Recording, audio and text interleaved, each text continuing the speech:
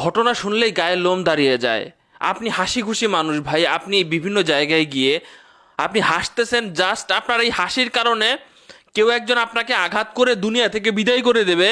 এটা কল্পনা করতে পারেন যে একজন মানুষের দোষ, সে হাসে, সে হেসেছে। কোথায় যাচ্ছি আমরা? পারভেজ নামের এই ছেলেটার ছবি সামাজিক যোগাযোগ মাধ্যমে ঘুরে বেড়াচ্ছে। মেয়েদেরকে দেখলে কিংবা আপনার যদি হাসি মুখ হয়, বর্তমান পরিস্থিতিতে কি ঘটতে পারে জাস্ট শুনেন আপনারা।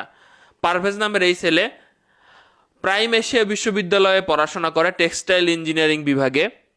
তো সে তার এক বন্ধুকে নিয়ে নিচে সিঙ্গারা খাচ্ছিল। তো সিঙ্গারা খাওয়ার এক পরিপ্রেক্ষিতে পাশেই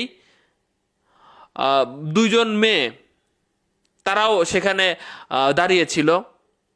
হঠাৎ করেই মানে ওইখানে একটা ঘটনা ক্রিয়েট হয়। সেই ঘটনাটার আশেপাশে মানুষ যেটা বলছে,